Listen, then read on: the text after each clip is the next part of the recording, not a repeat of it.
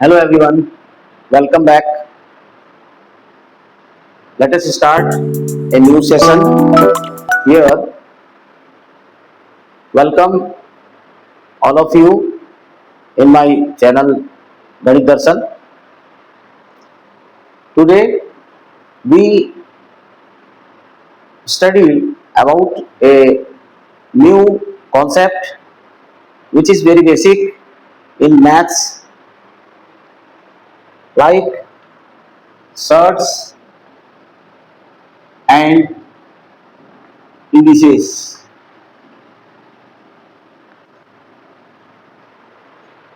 Guys एक बार फिर नए सेशन में आज एक नई थॉट के साथ मैं आपके पास आया हूं जो बहुत इम्पोर्टेंट होने वाला है आपके कंपटीशन के हिसाब से या आपका जो बेसिक मैथ्स है उसके हिसाब से।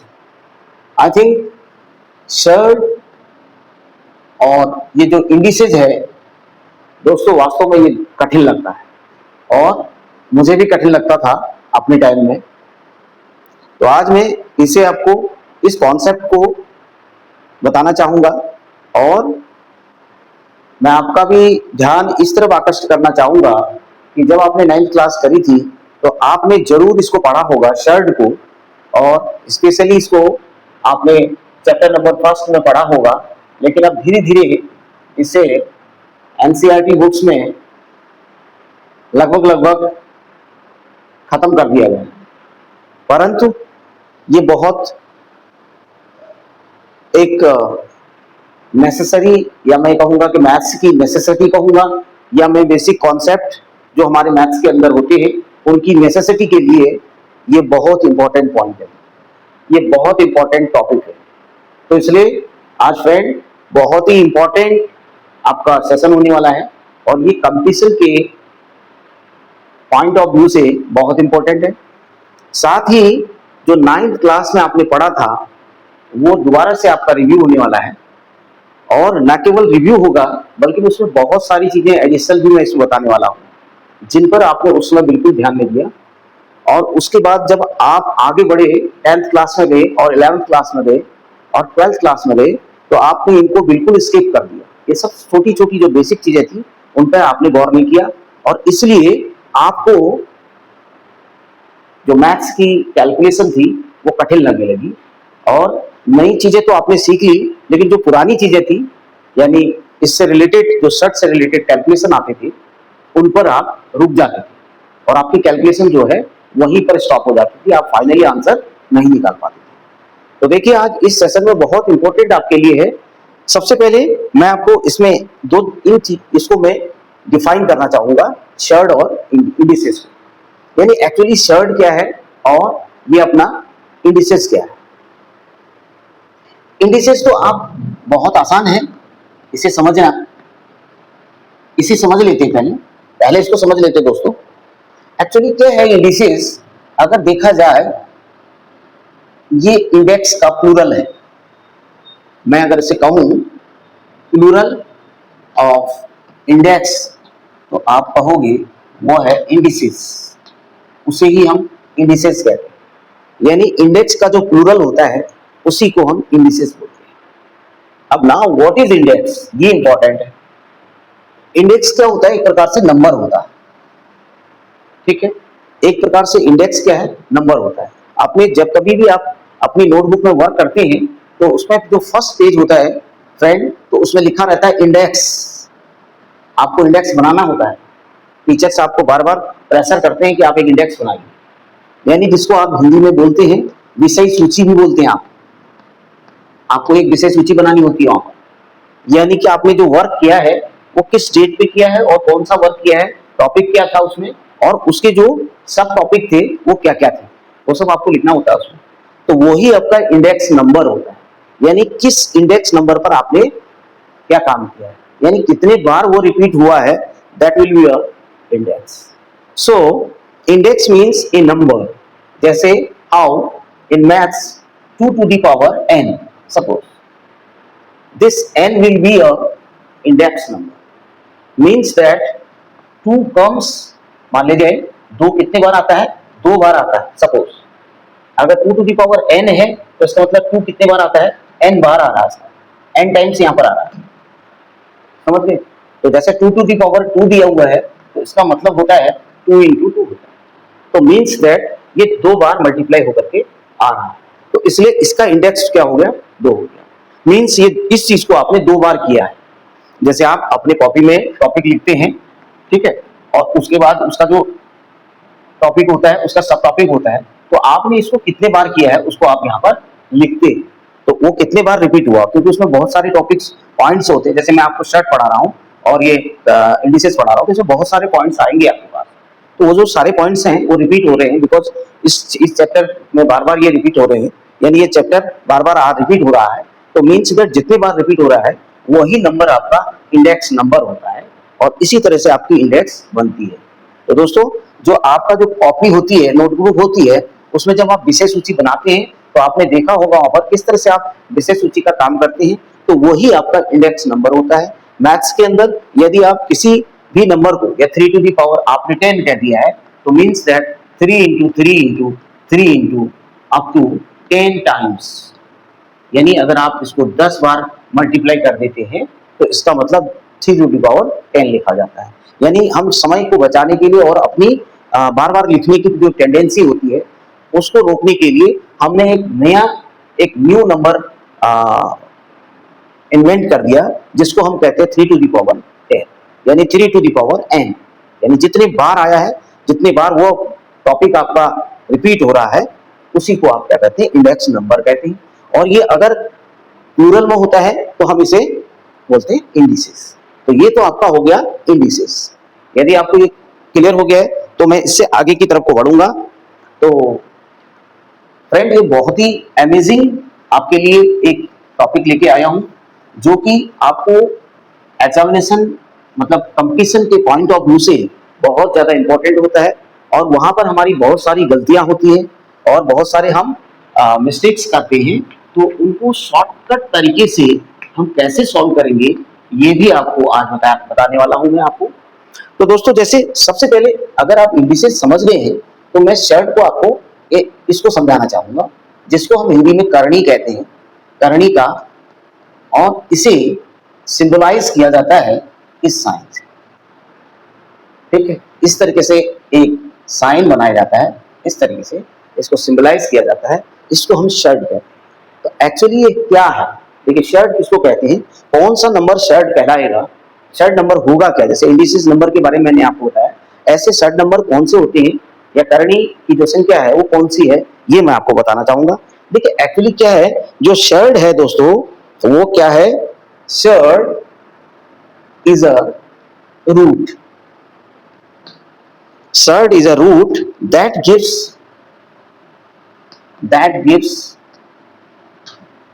a that gives an irrational number.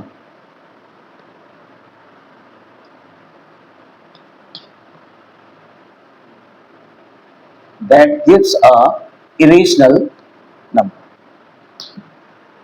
ठीक है? An irrational number, हम ये कहेंगे an irrational number,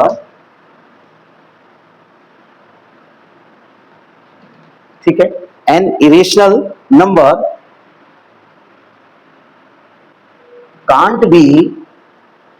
cannot be written, नहीं लिखा जा सकता दोस्तों, cannot be written as a fraction। आप ये जानते हैं, ये आपको पता है, इरेशनल नंबर किसको कहते हैं?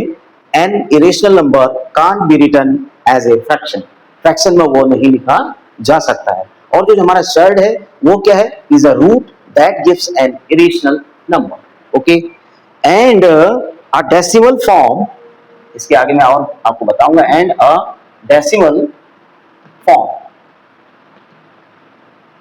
लेकिन ये डेसिमल फॉर्म कैसा होगा ये भी आप समझिएगा। infinitely decimal form, infinitely long, okay, with no with no recurring ठीक है, रीअकरिंग पैटर्न। इस बात को आप समझिएगा, जो मैंने लिखा है इसको आप समझने का प्रयास करेंगे तो आप शर्ट आपको समझ में आएगी। एक्चुअली शर्ट क्या है, इस तरीके से सिंबलाइज किया जाता है, इस तरीके से इसको लिखा जाता है।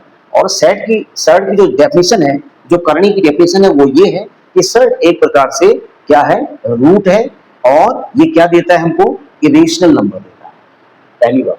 और इरेशनल नंबर क्या होता है, इरेशनल नंबर कभी भी फ्रैक्शन में नहीं लिखा जा सकता है, और रेशनल नंबर फ्रैक्शन में लिखा जा सकता है, ये आप जानते हैं।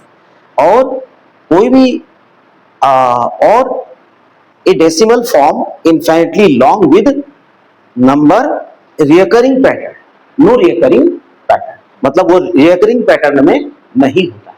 डेसिमल भी होगा तो अगर वो रियकरिंग में हो रहा है तो उसे ले लिया जाएगा, जैसे 0.333333, this one is a recurring point decimal, okay, so and non-terminating, this is not terminating, this is not terminating, okay, but this will be a reoccurring. So this type of decimal number does not exist here as a short, ऐसे वाले को हम shirt नहीं बोलेंगे, okay. तो इसलिए इसको हम शर्ट बोलेंगे। आइए हम कुछ समझते हैं इसको। ये तो इसका डेफिनेशन हो गया, आपने नोट किया होगा या समझेंगे, आप बार बार इसको देखिएगा, इसको समझने का प्रयास कीजिएगा। अगर मैं इसको एग्जाम्पल के तौर पर आपको समझाना चाहूँ तो आपके लिए बहुत बेहतर हो जाएगा कि जैसे एक नंबर है, मैं कहता हूँ कि √6 है, ओके, √6 है, ये लगभग इट इज इक्वल टू, ये आता है 2.449, okay, 489 and so on. Here we see that the decimal will not be reoccurring. यहां पर ये reoccur नहीं हो रहा है, बार बार नहीं आ रहा, राइट। सो एक तो ये हो गया। सो it cannot be written as a fraction because it is not reoccurring and not terminating, ये टर्मिनेट भी नहीं है। तो √6 की जो लगभग वैल्यू आपको इतनी मिल रही है दोस्तों, ये अपने आप में शर्ट हो गई, ठीक है। यानी हमने जब ये लिखा और इसके अंदर ये नंबर लिख दिया तो ये शर्ट, ठीक है। तो आप डेफिनेशन के अकॉर्डिंग आप समझ गए होंगे इस एग्जाम्पल को देने के बाद। चलिए थोड़ी एग्जाम्पल से और आपको समझाने का प्रयास करूंगा और आप ज्यादा बेहतर समझ पाएंगे। चलिए हम कुछ नंबर ले लेते हैं दोस्तों, और उनके साथ में उनका डेसिमल भी हम लिख देंगे यहाँ पे, और ये बताने का प्रयास करेंगे कि वो शर्ट है कि नहीं है, ठीक है। जैसे एग्जांपल मैं लेता हूं √2, इसकी वैल्यू होती है 1.414 अप टू 100, ठीक है। अगला नंबर इसमें 2 आता है दोस्तों, ऐसा नहीं कि 4141 नहीं होता है, 4142 नेक्स्ट नंबर चेंज हो जाता है। तो यहाँ पर क्या हो रहा है, जो डेसिमल है वो एक बार तो आप देख पा रहे होंगे कि ये रिकरिंग नहीं है, बार बार नहीं आ रहा, और ये टर्मिनेटिंग भी नहीं है, मतलब शांत दशमलव भी नहीं है, और इसलिए ये आपका क्या होगा, शर्ट होगा, ओके। तो इसे शर्ट कहते हैं, यहां से आपको क्लियर कराया जा रहा है। आप डेफिनेशन तो अपनी जगह है, आप उसे बार बार पढ़िएगा, उसके बाद जब आप उसके एग्जाम्पल से समझते हैं तो आपका कॉन्सेप्ट और क्लियर हो जाता है। तो आपने √2 लिया, इसकी वैल्यू ये आ रही है तो इसलिए शेयर्ड होगा। अब आप √3 ले लीजिएगा, ये 1.7312 अप टू 100 होता है, तो ये भी आपका शेयर्ड ही होगा, बिकॉज ये नो रिकरिंग नंबर है, नॉट रिकरिंग है और नॉट टर्मिनेटिंग है। तो इसे जब हम इस सिंबलाइज करके ऐसे लिखेंगे तो इसका मतलब ये शेयर्ड हो जाएगा। तो आपको क्लियर हो गया होगा कि शेयर्ड किसको कहते हैं, किस नंबर को शेयर्ड कहते हैं। अब जैसे एग्जांपल हम ले लेते हैं, इसे नहीं कहते हैं। देखिए अगर आपने ऐसे ले लिया दोस्तों, तो इसका मतलब होता है कि इसे हम 2 into 2 लिख सकते हैं, यानी इसको हम ये भी कह सकते हैं कि ये टू स्क्वायर, ठीक है। तो जब आपका शर्ट स्टार्ट होता है तो जो सबसे बेसिक होता है वो यहाँ से होता है, तो इसको हम टू बोलते हैं, यहाँ लिखा नहीं जाता है, इसलिए हम इसको स्क्वायर रूट कहते हैं, क्योंकि मैंने पहले ही आपको बताया शर्ट इज अ रूट, तो ये स्क्वायर रूट हो गया। रूट तो है लेकिन कौन सा रूट है? स्क्वायर रूट, ठीक है। और ये कौन सा रूट हो गया? क्यूब रूट हो गया, ठीक है। और जब इसमें मैं 4 लिख दूंगा तो कौन सा रूट हो जाएगा? 4th रूट हो जाएगा। और जब मैं इसके अंदर n लिख दूंगा तो कौन सा हो जाएगा? nth रूट होगा। तो रिमेंबर, ये कभी भी बाहर नहीं लिखा जाएगा अगर आप रूट लिख रहे हैं। अगर आप इसे बाहर लिख देंगे, यहां लिख देंगे, तो ये 2 स्क्वायर रूट माना जाएगा, तो इसलिए इसको नहीं लिखा जाता दोस्तों, इसको स्क्वायर रूट माना जाता है। क्यूब रूट के लिए आपको 3 लिखना एसेंशियल है, और 4th रूट के लिए आपको एसेंशियल है 4 लिखना, nth रूट के लिए भी आपको एसेंशियल है। तो आप ये समझ गए होंगे। तो इसकी जो वैल्यू होती है दोस्तों, ये 2 हो जाती है, क्योंकि जब इसे सॉल्व करेंगे हम तो इसका मतलब 2 स्क्वायर आ रहा है और स्क्वायर रूट के अंदर ही आ रहा है, यानी उसका रूट, स्क्वायर क्वांटिटी का रूट निकाला जा रहा है। तो यानी किस क्वांटिटी का स्क्वायर है? 2 का स्क्वायर है ना, ये किस क्वांटिटी का स्क्वायर है, तो इसका मतलब क्या हुआ? ये 2 का स्क्वायर हुआ। तो ये डेसिमल में है क्या? नहीं है, तो इसलिए ये क्या होगा? शर्ट नहीं होगा। Is it clear? अगर मैं दोस्तों इसकी जगह कह देता 8 कह देता, इसकी जगह मैं 8 कह देता, तो आपके पास क्या आने वाला है? 2 की पावर 3 आने वाला दोस्तों। अब ऐसा 2 की पावर 2 यानी 2 का स्क्वायर का रूट, इसका स्क्वायर है ये, उसका रूट क्या होगा? 2। यहां पर ये किसका क्यूब का स्क्वायर, किसका रूट है ये, यहां पर ये क्लियर नहीं हो रहा है। तो ये आपका, इसे आपको लिख सकते हो 2 स्क्वायर इंटू 2 लिख सकते हो। तो इसका तो आपका 2 हो जाएगा और इसका आपका रूट 2 हो जाएगा, इसलिए ये शर्ट माना जाएगा। Is it clear? And another example is also here, cube root 125। Is this a surd or not? Can you identify? Like that, 5 cube. Here is the cube root of 5. Cube root of, it is also a cube of 5, and cube root is here, then it is the cube root of 5. Ultimately we say that cube root of 5. Okay, so it is not a shard. It is not a shard. For example, cube root हम ले लेते हैं 25. Is this a shard or not? Can we say cube root 5 square? Here cube root, क्योंकि यहाँ पर क्या है? ये cube root है और ये स्क्वायर है, because here is not cube. Okay, it is a square. So it will be a decimal number. जो भी होगा ये डेसिमल नंबर होगा। So this will be a shard or not? Yes, this will be a shard because it gives us an irrational number, क्योंकि हमको आपको ये और ये और ये इरेशनल नंबर और ये इरेशनल नंबर देने वाले हैं, और बाकी क्या है इसमें? रेशनल नंबर देने वाले हैं, यानी उसको हम रेशनल में लिख सकते हैं। जैसे 2 है तो 2/1 लिख सकते हैं, 5 है 5/1 लिख सकते हैं। ओके, तो इसलिए हम इसको क्या बोलेंगे? रेशनल नंबर बोलेंगे, तो इसको हम शर्ट नहीं बोलेंगे। तो आप these examples, ठीक है, ये इन एग्जाम्पल से आप समझ गए होंगे कि किसे शर्ट कहते हैं और किसे शर्ट नहीं कहते। Which one is a shard and which one is not a shard? It is also clear from these examples, isn't it? Understand? अगर आप समझ गए तो आगे बढ़ते हैं। तो दोस्तों यहां से ये क्लियर हो जा रहा है कि आप शर्ट किसे कहते हैं। देखिए, ये बेसिक चीजें आपको जो बताई जा रही है बहुत इंपॉर्टेंट है, ये आपके exam competitive point of view से बहुत इंपॉर्टेंट है। यदि आप इसे सीरियसली लेंगे, ये सेशन आपके लिए बहुत बढ़िया होने वाला है, क्योंकि मेरे दिमाग में आया कि जब मैं शर्ट को बहुत बेहतर तरीके से नहीं समझ पाता तो मेरा व्यूअर्स भी हो सकता है उसे नहीं समझ पाता हो, इसलिए मैंने कोशिश की है कि मैं बेहतर से बेहतर आपको शर्ट को समझाने का प्रयास करूं और इंडिसेस आपका अच्छी तरह से बताने का प्रयास करूं, ऐसा मैंने प्रयास किया है। तो देखिए, जैसे हम इसमें कुछ लॉस पढ़ लेते हैं दोस्तों। हमने छोटे क्लास में ये लॉस पढ़े हुए हैं। आप जानते हैं जैसे x to the power m दिया हो और x to the power n दिया हो, तो आप उसे लिखते हैं दोस्तों x to the power m plus n। This is first law. And second, x to the power m divide x to the power n is equal to x to the power m minus n। Now मैं इसको explain करना चाहूंगा।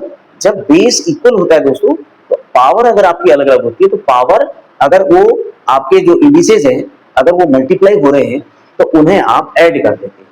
Remember, अगर वो divide हो रहे हैं तो आप उन्हें सब्ट्रैक्ट करते हैं। ठीक है, x to the power n, x to the power n तो ऐड होगा, x to the power m, x to the power n divide हो रहा है, यहाँ मल्टीप्लाई हो रहा है तो ऐड, डिवाइड होगा तो सब्ट्रैक्ट। लेकिन लिखा एक ही जाएगा बिकॉज ये सेम है, तो एक ही तो लिखा जाएगा। क्लियर हो गया। थर्ड वन, बहुत इंपॉर्टेंट बातें हो रही है यहाँ पर, आप समझिएगा। m to the power n, अब पावर के ऊपर पावर चढ़ी है, ध्यान रखिएगा ये ब्रैकेट लगाया हुआ है, इसका मतलब बहुत इंपॉर्टेंट है यहाँ पर इस ब्रैकेट का मतलब। तो आपका m इंटू n हो जाएगा। और दूसरा हम इस पर भी चर्चा आपसे करेंगे। इसमें और इसमें अंतर है दोस्तों। जैसे मैं आपको 2 की पावर 3 दे दूं और उसकी पावर फिर 2 दे दूं, और मैं आपसे कहूं कि 2 to the power 3 to the power 2 कहूं, तो बोथ आर डिफरेंट। तो ध्यान दीजिएगा, मैं इसे समझा भी देता हूं आपको, यहीं पर समझा देता हूं। देखिए इसका मतलब तो आप पहले इसको समझाऊंगा क्योंकि आप इसको जानते हैं। तो आप ध्यान दीजिएगा, इसमें आपको नीचे से ऊपर की तरफ जाना दोस्तों, तो यहां से ऊपर की तरफ को आपको सॉल्व करना है। तो मीन्स दैट ये हो गया 2 to the power 3 into 2, that is 2 to the power 6। मैं इसका वेरिफिकेशन भी आपको बताता हूं। 2 to the power 3 to the power 2 का मतलब होगा 2 टू दी पावर 3 को 2 टू दी पावर 3 से 2 बार मल्टीप्लाई करना। As we know from the definition of indices, मैंने आपको बताया था, जब इंडिसेस आपको बताया था तो उसकी पावर का मतलब क्या होता है, उसको जितने बार वो रिपीट हुई है वो चीज, यानी ये चीज 2 बार रिपीट हुई है तो इसलिए 2 बार लिखा जाएगा। अगर यहाँ पर 3 लिखा हुआ तो 3 बार रिपीट हुआ, 4 लिखा है तो 4 बार रिपीट हुआ। तो it is very notable point, 2 to the power 3 to the power 2। तो we can say because the bases are equal, so we add these two, 3 plus 3, इसलिए हम इसे 6 लिखें। तो is this are they are equal to each other, देखो बिल्कुल same है ना, 2 to the power 6 2 to the power, are they same? yes, इसका सॉल्यूशन ये आया, इसका भी सॉल्यूशन करके यही आया। तो इसका मतलब ये मैंने इसको सॉल्यूशन करके आपको दिया है। तो अब देखिए इसको देखिएगा, इसको ऊपर से नीचे को आना है दोस्तों। तो आप ध्यान दीजिएगा यहाँ पर, इसका मतलब क्या है, इसका मतलब है 2 टू दी पावर, ये दिया हुआ 3 टू दी पावर 2 दिया हुआ, ठीक है। तो इसका मतलब क्या हुआ, ऐसा नहीं हुआ कि 2 टू दी पावर 3 को 2 बार मल्टीप्लाई करेंगे, ऐसा नहीं है इसका मतलब। इसका मतलब 3 स्क्वायर है ये, ठीक है। तो जब नीचे से ऊपर को आएंगे, जैसे हमने यहाँ पर से ऊपर से नीचे से ऊपर गए तो मल्टीप्लाई किया, ऐसे ऊपर से नीचे आएंगे अब हम, ठीक है। जब हम ऐसे करते हैं तो इसका मतलब 3 स्क्वायर हो गया ये। अगर मैं इसको रीडिंग करना चाहूंगा तो ये कितना हो जाएगा, 3 स्क्वायर हो जाएगा। यानी 3 स्क्वायर का मतलब हुआ, यानी अभी मेरे पास ये चीज हो गई है, समझ लीजिए। तो 3 स्क्वायर का मतलब हो गया 3 को 2 बार मुझे मल्टीप्लाई करना है, इसका मतलब था यानी 3 इंटू 3। समझ गए आप बात। तो 2 टू दी पावर 9। अब देखिए इसका मतलब और इसका मतलब अलग अलग है कि नहीं है, बिल्कुल अलग है। तो इसलिए आप इसे कभी भी एक मत समझिएगा। चलिए आगे क्वेश्चन आएंगे, इस पर डिस्कस होगा और विस्तार से चर्चा हम इस पर करेंगे, लेकिन अभी हम लॉ पे चल रहे हैं। तीसरा लॉ मैंने आपको बताया, चौथे लॉ पे आइए आप। अगर दोस्तों अगर ये क्या हो जाए, x to the power m हो जाए और यहाँ पर y to the power m हो जाए, है तो यही वाला मल्टीप्लाई ही है, बट इनके बेसिस जो है डिफरेंट हो गए और पावर यहाँ डिफरेंट है, यहाँ पावर सेम है। तो आप ध्यान रखिएगा, ये आपका इसमें बेसिस आपके मल्टीप्लाई हो जाएंगे और ये पावर m हो जाएगी, यानी एक ही बार लिखी जाएगी पावर और इसमें से ये मल्टीप्लाई हो जाएगी। यहाँ पर क्या होता है, इसमें से एक ही बार लिखा जाता है और ऊपर ऐड हो जाता है। तो इस जो अंतर है इनके बीच में, ये डिफरेंसेस को आप समझिए, अच्छी प्रकार से समझ लीजिएगा, इसमें आपको कंफ्यूजन नहीं होना चाहिए, ठीक है।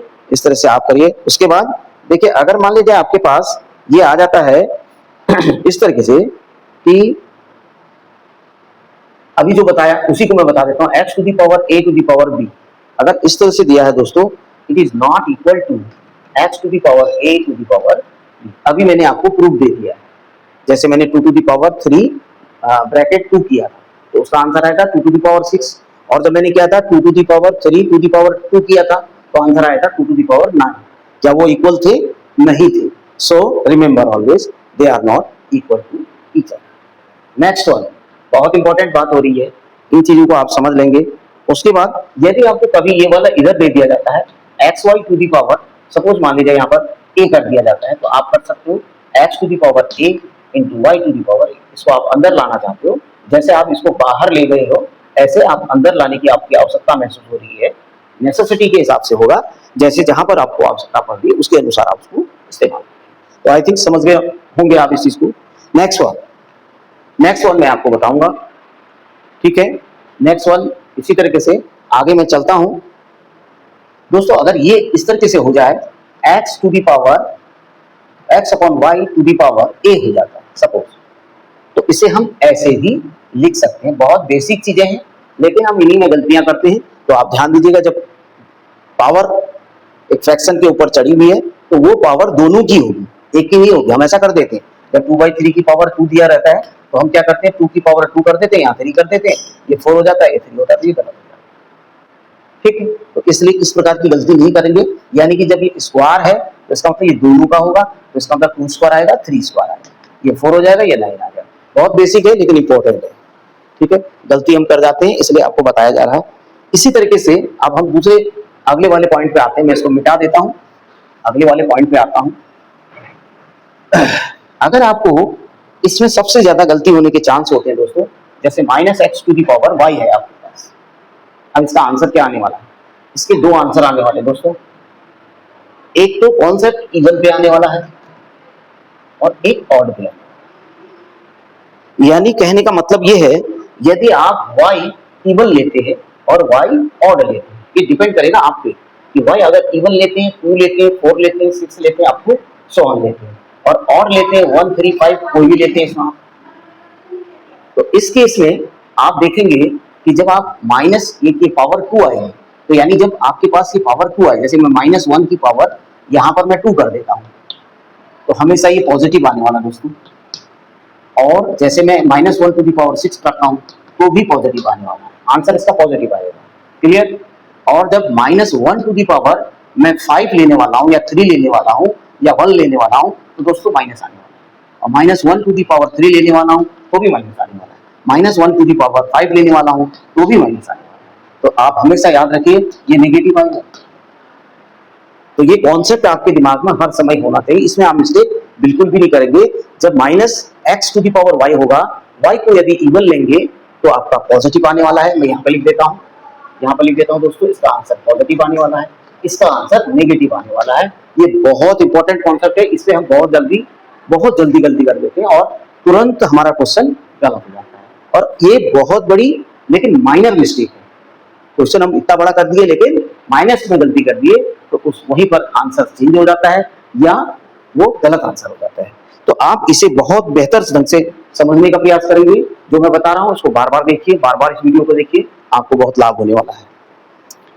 तो दोस्तों अब अगले वाले के ये जो आपका नंबर था उसको आप दे दीजिएगा, उस नंबर को। पांचवा छठा आपको जो भी बताया, आई थिंक ये आपका 8वां नंबर था। अब मैं 9वां नंबर आपको बताने जा रहा हूं, ध्यान दीजिएगा, बहुत इंपॉर्टेंट पॉइंट होने वाले हैं। देखिए, अगर आप यहाँ n लेते हैं और nth ही उसका रूट भी ले लेते हैं, इसको क्या कहते हैं आपको बार बार बताया जा रहा है, इसे पढ़ा जाता है nth रूट। ठीक है, इसको आप ध्यान दीजिएगा, इसको nth रूट है। लेकिन इसके अंदर जो क्वांटिटी है, अगर वो भी क्या होती है, पावर n की ही होती है, और nth रूट भी ले रहे हैं हम और पावर भी उसी का ले रहे हैं, तो नेचुरली उसका आंसर दोस्तों जो नंबर जो बेस है वही आ जाएगा। अब आप कहेंगे सर ये कैसे आपने डायरेक्ट कर दिया? तो सिंपल है, x की पावर n है, इसका मतलब होता है दोस्तों nth रूट का मतलब होता है 1/n। ध्यान दीजिएगा, इसका मतलब होता है 1/n। ये जो पूरा आपको सिंबल बनाया गया है इसको हम 1/n कहते हैं, और ये इंडिसेज में होता है, तो आप ध्यान दीजिएगा ये 1/n। क्लियर? तो इसका मतलब जब आपने अभी पढ़ा हुआ है x to the power m to the power n होता है x to the power m into n। तो means that n into one by n हो जाएगा, तो ये कट जाएगा, तो x की पावर आपके पास 1। तो simply we say that it is equal to x। तो ऑलवेज रिमेंबर, यदि हम 3 यहाँ भी बोल रहे हैं और यहाँ पर भी हम x की पावर 3 बोल रहे हैं, तो आंसर x हो जाएगा। मान लीजिए मैं यहाँ पर 100 टू दी पावर 5 बोल रहा हूँ और उसका 5th रूट भी निकाल रहा हूँ, तो आंसर दोस्तों इसका 100 हो जाएगा। Is it clear? तो आप इस पॉइंट को बहुत देखिए, हम इसको अमूमन समझने का प्रयास नहीं करते हैं। छोटी क्लासेस में अगर हमको समझाते भी हैं तो वहीं तक समझा देते हैं, 5-6 जो लॉज होते हैं वो समझा देते हैं, लेकिन ये जो लॉज है ये नहीं समझाते हैं, तो इन पे हम फिर मिस्टेक करने लग जाते हैं। अगर हमें वो आते भी है तो यहाँ पर हम गलतियां करने लग जाते हैं। तो ध्यान रखिएगा, अगर nth रूट उसका है और पावर भी उसकी ne है, तो इसका मतलब आपका जो जिसकी आप पावर कर रहे हैं वही नंबर उसका आंसर हो जाएगा। क्लियर? आप इसको समझ गए होंगे, इसको बार बार देखिए, समझने का प्रयास कीजिए, तो मेरे ख्याल से आपका 9th वाला क्लियर हो गया होगा। चलिए नेक्स्ट वाला आपको बताते हैं। नेक्स्ट लॉ जो है आपका, अगर दोस्तों इस तरीके से होता है, ये एक्स वाई है, ओके, और ये एक्स वाई है और यहाँ पर एन है, तो दोस्तों हम इसे ऐसे लिख सकते हैं, यानी nth रूट इसका भी माना जाएगा और ये nth रूट इसका भी माना जाएगा, दोनों का माना जाएगा। मतलब ये क्योंकि पूरे होल में लगा हुआ है तो इसलिए इसका भी माना जाएगा, इसका भी माना जाएगा। ऐसा नहीं कि खाली इसी को दे दें आप, तो इसलिए ये x की पावर 1/n आ जाएगा और ये y की पावर 1/n आ जाएगा। आपने अभी पढ़ रखा है x to the power n into y to the power n होता है, तो आप इसे xy टू दी पावर नहीं सॉरी ये भी m होता है, तो आप ऐसे लिख सकते हैं। यानी जब पावर जो इंडिसेज होती है वो सेम होती है तो बेसिस उसके मल्टीप्लाई हो जाते हैं, तो मीन्स दैट इसे आप ऐसे लिख सकते हैं। तो आप समझ गए होंगे इसे कैसे लिखेंगे, डायरेक्ट ऐसे लिखेंगे। ठीक है, नेक्स्ट वन, ये कॉन्सेप्ट यदि आप समझ रहे होंगे तो मैं समझूंगा कि आपको शायद बहुत अच्छी तरह आने लगेगा। इसके बड़े से बड़े क्वेश्चंस को आप अटेम्प्ट करने लगेंगे और एग्जामिनेशन में आपको बहुत हेल्प मिलने वाली है। अब मान लीजिए सपोज करो ये x दिया हुआ है, ये nth रूट दे दिया दोस्तों, अब इसके ऊपर फिर एक nth रूट दे दिया आपको। मतलब अभी तो आपको क्या किया था, ये nth रूट था, ठीक है ना, और दूसरा एक नंबर और दिया हुआ था। अब आपको nth रूट तो है ही है, उसके ऊपर फिर nth रूट दे दिया। तो आप इसको समझने का प्रयास करते हैं। जब ऐसा होता है तो दोस्तों क्या होता है, इसका मतलब सबसे पहले इसका मतलब लिखिएगा, इसका मतलब है nth रूट x का मतलब है x की पावर n है कि नहीं, और उसके बाद फिर आपने nth रूट और ले लिया है, इसका मतलब फाइनली क्या हो गया, 1/n तो आपका ये था ही था और ये 1/n और आ गया आपका, इसका मतलब x की पावर 1/nn हो जाएगा। तो आप ध्यान रखिएगा, जब इस तरीके से आपके पास आएगा, यहाँ पर m आएगा, यहाँ पर n आ जाएगा, ठीक है, और यहाँ पर x आ जाएगा, ठीक है, और मान लीजिए यहाँ पर मैं p भी दे देता हूँ, बहुत सारे मैं रूट दे दे रहा हूँ, तो आपने कुछ नहीं करना, इसका आंसर p m n को मल्टीप्लाई कर देना, ना sorry 1/p into m into n कर देना, ये आपका आंसर हो जाएगा। ठीक है, जो भी इससे मल्टीप्लाई करके आएगा x की पावर में उसे लिख दिया जाएगा, वही आपका आंसर हो जाएगा। तो ध्यान दीजिएगा, बहुत इंपॉर्टेंट आपके लॉज ये आपको बताए जा रहे हैं। 10 से 11वां नंबर मैंने आपको बताया, बहुत इंपॉर्टेंट है ये वाला, इसमें भी मिस्टेक होने के चांसेस होते हैं। उसके बाद हम कुछ क्वेश्चंस करते हैं दोस्तों, जैसे सिंपल से सिंपल क्वेश्चन मैं आपको बताता हूं इसमें। जैसे अगर अभी मैंने एक क्वेश्चन आपको बताया था तो आप ध्यान देंगे, जैसे सपोज आपको ऐसा दिया हो, अगर आपको इस तरीके से दिया हो कि ये 7 लिखा हुआ है, ठीक है, उसके बाद फिर आपको 7 दे दिया, ठीक है, फिर आपको एक 7 और दे दिया, फिर आपको एक 7 और दे दिया, ठीक है। अब आप समझ रहे हैं ना, वही चीज आ रही है ना आपके पास, देखिए ये आपका nth रूट दिया, फिर ये आपका mth रूट दिया, फिर आपका एक pth रूट दे दिया, बट यहां पर सेम दे दिया, ये भी कौन सा रूट है, स्क्वायर रूट है, ये भी स्क्वायर रूट है, ये भी स्क्वायर रूट है, ये भी स्क्वायर रूट है। यहाँ पर 2 नहीं लिखा तो इसका मतलब क्या हुआ, स्क्वायर रूट होता ना, नहीं लिखा है तो बेसिक होता है, इसलिए उसको लिखा नहीं जाता। तो इसको मैंने बताया था कि सारी पावर मल्टीप्लाई हो जाती है और 1/में लिख दी जाती है, लिखते हैं कि लिखते हैं, अभी आपको बताया था ना। तो दोस्तों इसका आंसर क्या हो जाना चाहिए, अब आप आराम से इसे आप कैलकुलेट कर सकते हैं कि इसका आंसर क्या होगा। देखिए आपके पास क्या दिया हुआ है, आपने कहा कि ये है, उसके ऊपर से एक और दे दिया, फिर एक और दे दिया, एक और दे दिया। तो आप इसको जब इस तरह से जब लिमिटेड होगा तो आपको कुछ नहीं करना है, बस एक कॉन्सेप्ट आपके दिमाग में होना चाहिए, सिंपल सा है। देखिए बहुत लंबे प्रोसेस से करेंगे उससे भी होगा, लेकिन सिंपल प्रोसेस, क्योंकि इसको पहले 7 टू द पावर 1/2 लिखेंगे, फिर यहाँ पर क्या आएगा 7 टू दी पावर 1, 1 प्लस 1/2 आएगा, आएगा ना, उसको सॉल्व कर लेंगे, फिर इसका मतलब पावर 1/2 करेंगे, फिर उसे सॉल्व करेंगे, फिर इसके साथ 1 1 प्लस करके करेंगे, फिर उसका सॉल्व करके आएगा, फिर उसके पावर में 1/2 लगाएंगे, फिर उसे सॉल्व करके आएंगे, फिर उसके बाद 1 प्लस जो नंबर आएगा उसको सॉल्व करेंगे, तो उस तरीके से आएगा, फिर इसका मतलब होगा 1/2 फिर पावर करेंगे, तो यानी कि हमारी प्रोसेस लंबी जाने वाली है दोस्तों। तो ऐसा नहीं करना है, ऐसा नहीं करना है। समय से बचने के लिए आपको प्रोसेस बताई जा रही है, आपको कुछ नहीं करना है, ये देख लेना है कि इसमें कितने नंबर है। मान लीजिए, ठीक है, मान लीजिए इसमें जितने भी नंबर होंगे आपके पास 7 जितने होंगे, आप देख रहे हैं 1 1/2 1/2 1/2 1/2 1 2 3 4, समझ गए ना आप। तो इसका मतलब क्या हुआ, नीचे आपका 2 टू दी पावर 4 आने वाला है, 100% आने वाला है, समझ गए आप। 1/2 1/2 1/2 1/2 आएगा कि नहीं आएगा, तो इसका मतलब 2 टू दी पावर 4 आएगा ना। और जो ऊपर दोस्तों आने वाला है वो नंबर एक कम आएगा। अगर मैं इसको कह देता हूँ 7, यहाँ पर मैं कह देता हूँ 2 टू दी पावर 4 का मतलब होता है 2 इंटू 2 इंटू 2 2 टू जा 4 और 2 जा 8 2 जा 16 होता है, तो ऊपर एक कम कर देना, यही इसका आंसर होगा दोस्तों। बहुत आसान है। देखिए एक क्वेश्चन और करते हैं तभी ज्यादा समझ में आएगा हमारे। देखिए 17 हो गया, एक क्वेश्चन मैं दे देता हूं आपको समझने के लिए, ये 17 दे दिया, ओके, फिर एक 17 और कर दिया दोस्तों, ठीक है, उसके बाद एक 17 और कर दिया दोस्तों, ठीक है, उसके बाद एक 17 और कर दिया दोस्तों, ठीक है। तो अब आप देखते हैं कि इसका आंसर निकालना है, अब हमको बताना है कि इसका आंसर क्या आएगा। देखिए इस तरीके से हमें दिया, अब इसका आंसर हमें निकालना है। तो आप ध्यान दीजिएगा, जो प्रोसेस आपको बताई है उसको आप कीप इन योर माइंड, बाकी आपको कैलकुलेशन करने की जरूरत नहीं है, जैसे आपको बताया वैसे भी आप कर सकते हो, बट वो आपका लेंथी और टाइम टेकिंग प्रोसेस होगा, निश्चित रूप से इसका समय लगेगा, कैलकुलेशन करने में मिस्टेक भी हो सकती है।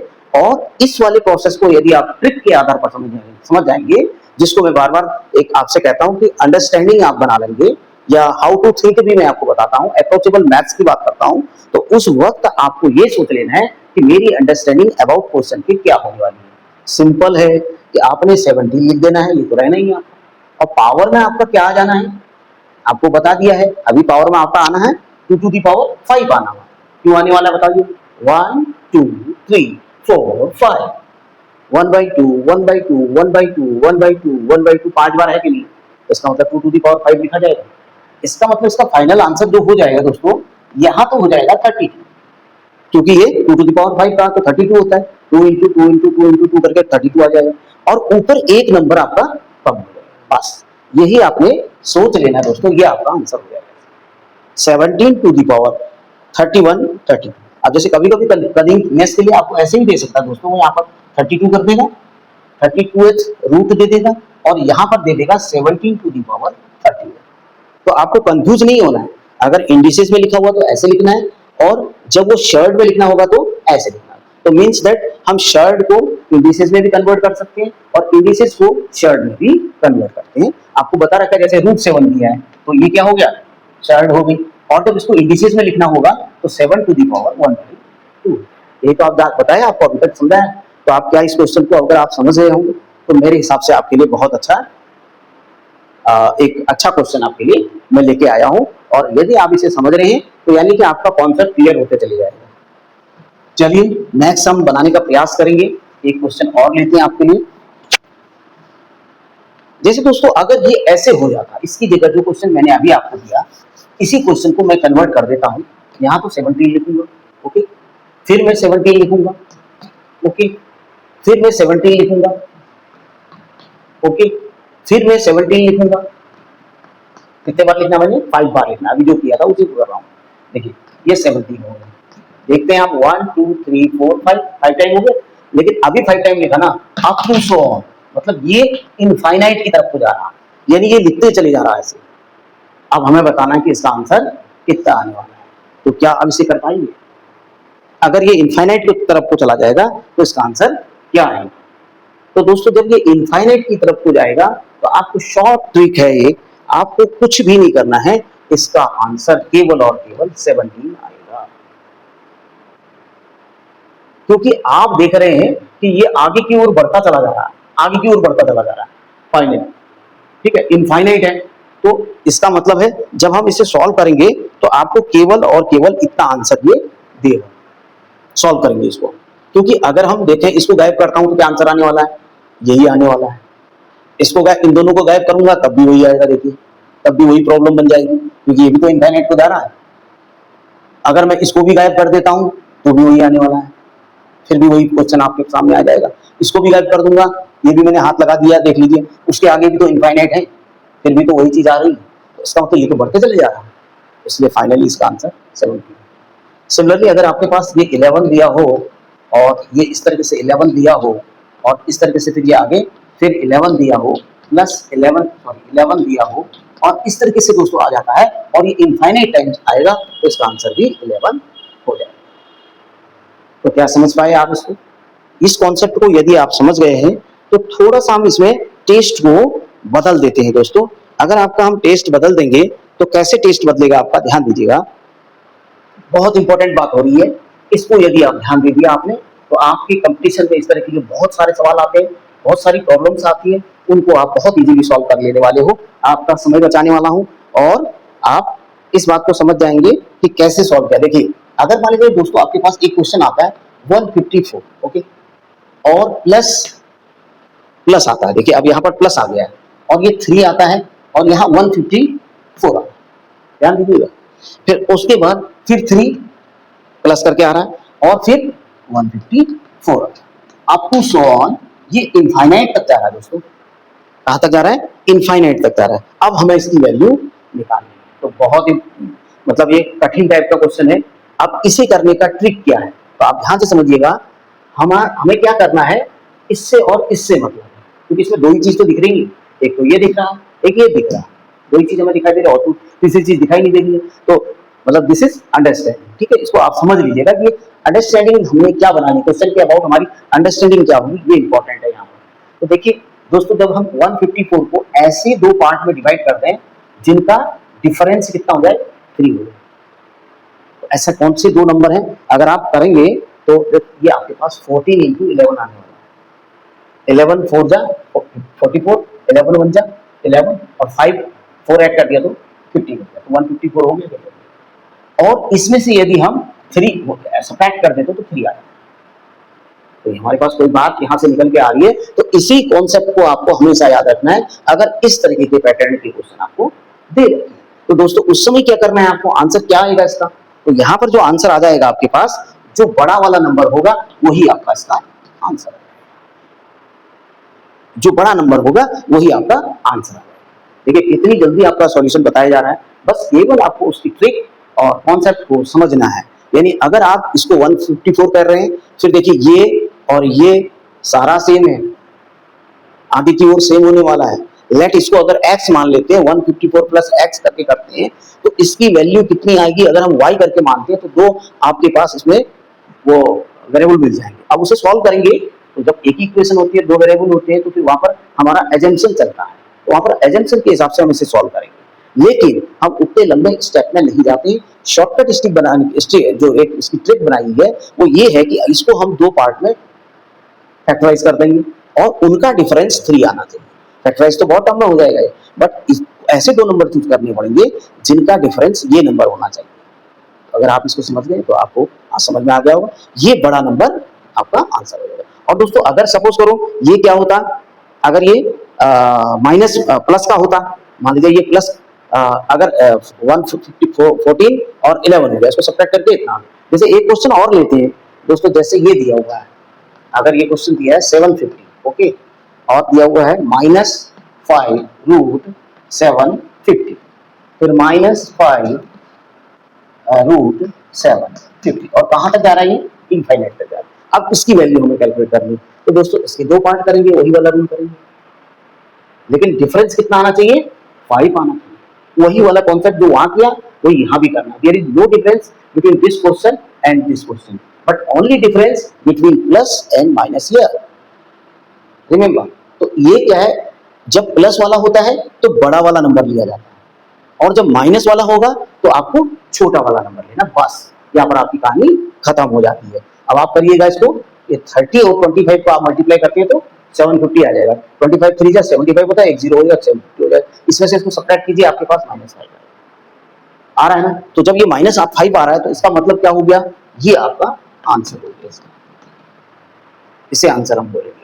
यहाँ पर ये इसका आंसर हो जाएगा और यहाँ पर ये इसका आंसर होगा। ज्यादा दिमाग लगाने की जरूरत नहीं है। Only depend upon the concept, only depend upon the concept or the very tricky type question, means the tricks, what is tricks inside the question, it is very important। इस concept को यदि आप समझते हैं कि इसको मल्टीप्लाई करके ये आ रहा है और इसको सब्ट्रैक्ट करके ये आ रहा है और इसमें से जो छोटा नंबर होगा वही आंसर होगा, बिकॉज यहाँ पर माइनस था, आपने माइनस के नहीं, यहाँ पर नहीं, यहाँ पर माइनस था तो इसलिए 25 आएगा, और जब यहाँ पर प्लस होगा तो बड़ा नंबर लिया जाएगा। बस ये आपका डिफरेंस है।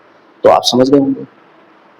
इस तरीके से दोस्तों मैंने बहुत सारे क्वेश्चन आपको बताए हैं। वीडियो बहुत लंबा होगा, नेक्स्ट टाइम मैं आपको बताऊंगा, क्योंकि बहुत सारे क्वेश्चन मैं शर्ट से आपके सामने लाऊंगा और मैं इसको समझ आपको बहुत अच्छी तरीके से शार्प आपकी जो, यानी मैं जिसको कहूंगा, मैं पहले भी इस शब्द का प्रयोग कर चुका हूं कि मैं ऐसी तलवार बनाना चाहता हूं, ऐसी मैथ्स की तलवार बनाना चाहूंगा जो इतनी धारदार हो कि जैसे क्वेश्चन आए तो आपसे कट करके काट, यानी उस क्वेश्चन को इतने जल्दी पहचान जाए कि आप उसका आंसर बहुत जल्दी से लिखने का प्रयास करें, जो कि ये डिपेंड करेगा कि उसकी ट्रिक क्या है। यदि आपको ट्रिक मालूम है और अगर आप उसे बहुत बड़ी कॉन्सेप्ट मतलब जो ट्रेडिशनल मेथड्स है उसमें चले जाओगे तो आपको दिक्कत जाएगी, क्योंकि वहां पर आपको टाइम भी बचाना होता है।